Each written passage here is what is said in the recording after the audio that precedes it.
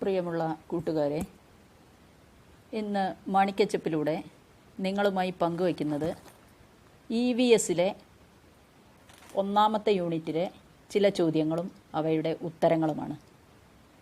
LSS പരീക്ഷയ്ക്ക് EVSൽ നിന്നും 20 മാർക്കിനുള്ള ചോദ്യമാണ് ഉണ്ടാവുക. അതിൽ 10 വൺ വേർഡ് ചോദ്യങ്ങളായിരിക്കും. അത്തരത്തിൽപ്പെട്ട ചോദ്യങ്ങളാണ് ഇന്ന് നിങ്ങളുമായി പങ്കുവയ്ക്കുന്നത്. ചോദ്യത്തിലേക്ക് കടക്കാം. 1. മത്സ്യത്തിൻ്റെ ശ്വസനാവയവം ഏതാണ്? മത്സ്യം എങ്ങനെയാണ്, ഏത് അവയവം ഉപയോഗിച്ചാണ് ശ്വസിക്കുന്നത്? ഉത്തരം ചെകിളപ്പൂക്കൾ. അടുത്ത ചോദ്യം. തിമിംഗലം, സലമാണ്ടർ, ന്യൂട്ട്, സിസിലിയൻ. ഇതിൽ കൂട്ടത്തിൽപ്പെടാത്ത ഒന്നുണ്ട്. അതിനെ തിരിച്ചറിയുക. ചോദ്യം ഒന്നുകൂടി പറയാം. തിമിംഗലം, സലമാണ്ടർ, ന്യൂട്ട്, സിസിലിയൻ. ഉത്തരം തിമിംഗലം ആണ്. ബാക്കിയുള്ള എല്ലാ ജീവികളും ഉഭയജീവികളാണ്. അടുത്ത ചോദ്യം. അസോള ഏതു വർഗത്തിൽപ്പെട്ട സസ്യമാണ്? പലതരം സസ്യങ്ങളുണ്ടെന്ന് നിങ്ങൾക്കറിയാം. കുളവാഴ, അതുപോലെ തന്നെ മഷിത്തണ്ട്, ധാരാളം സസ്യങ്ങളുണ്ട്. ഈ അസോള ഏത് വിഭാഗത്തിൽപ്പെട്ട സസ്യമാണ്? ഉത്തരം ജലസസ്യം. അടുത്ത ചോദ്യം. ഒറ്റയാനെ കണ്ടെത്തുക.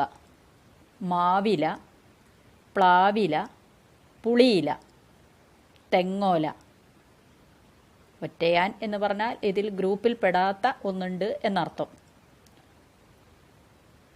ഇനി അതിൻ്റെ ഉത്തരം ഈ ഗ്രൂപ്പിൽ നിന്നും നമുക്ക് കണ്ടെത്താൻ പറ്റും. ഉത്തരം തെങ്ങോലയാണ്. തെങ്ങോല സമാന്തര സിരാവിന്യാസമാണ്. ബാക്കിയെല്ലാം എന്താണ്? ജാലിക സിരാവിന്യാസമാണ്. അതുകൊണ്ടാണ് ഇതിൻ്റെ ഉത്തരം തെങ്ങോല ആയത്. അടുത്ത ചോദ്യം. കേരളത്തിലെ പ്രശസ്തമായ ഒരു പക്ഷി സങ്കേതമാണ് പക്ഷിപ്പാതാളം. ഇത് ഏത് ജില്ലയിലാണ്? ഈ പക്ഷിപ്പാതാളം ഏത് ജില്ലയിലാണ് എന്നാണ് ചോദ്യം. ഇതിൻ്റെ ഉത്തരം വയനാട്. കേരളത്തിലെ മറ്റു പക്ഷി സങ്കേതങ്ങളാണ് കടലുണ്ടി. കടലുണ്ടി മലപ്പുറം ജില്ലയിലാണ്. കുമരകം കോട്ടയം ജില്ലയിലാണ്. മറ്റൊന്നാണ് മംഗളവനം. മംഗളവനം എറണാകുളം ജില്ലയിലാണ്. അടുത്ത ചോദ്യം. ശരിയല്ലാത്ത പ്രസ്താവന ഏതാണ്?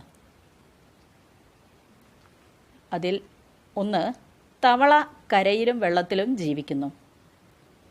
മറ്റൊരു പ്രസ്താവന, തവള മുട്ടയിടുന്ന ജീവിയാണ്. അടുത്തത്, തവളയ്ക്ക് ചെവിക്കുടയുണ്ട്. അടുത്ത പ്രസ്താവന, തവളയുടെ പിൻകാലുകൾക്ക് നീളം കൂടുതലാണ്. ഇതിൽ ഏതാണെന്നാണ് നമ്മൾ ഇതിൽ നിന്ന് കണ്ടെത്തേണ്ടത്. ഇതിൻ്റെ ഉത്തരം ഏതാണ്? തവളയ്ക്ക് ചെവിക്കുടയുണ്ട്. അടുത്ത ചോദ്യം. ഞാനൊരു ജീവിയുടെ പ്രത്യേകതയാണ് പറയുന്നത്. ആ ജീവിയെ തിരിച്ചറിയണം. എണ്ണമയമുള്ള തൂവലുകൾ, ചർമ്മബന്ധിതമായ വിരലുകളാണ്. വെള്ളത്തിൽ നിന്ന്, ചെളിയിൽ നിന്നും ഇര തേടാൻ കഴിയുന്ന കൊക്കുകളുണ്ട്.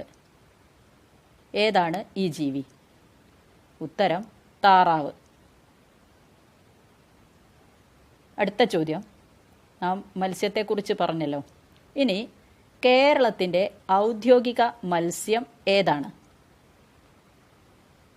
ഉത്തരം കരിമീൻ. അടുത്ത ചോദ്യം. പ്രകൃതിയുടെ തോട്ടി എന്നറിയപ്പെടുന്ന ഒരു പക്ഷിയുണ്ട്. ഏതാണ് ആ പക്ഷി? ഉത്തരം കാക്ക. എന്താണ് കാക്കയെ പ്രകൃതിയുടെ തോട്ടി എന്ന് വിളിക്കുന്നത്? ഈ പരിസരങ്ങളെല്ലാം വൃത്തിയാക്കുന്നതിൽ നമ്മുടെ കാക്കയ്ക്കൊരു പ്രധാന പങ്കുണ്ട്.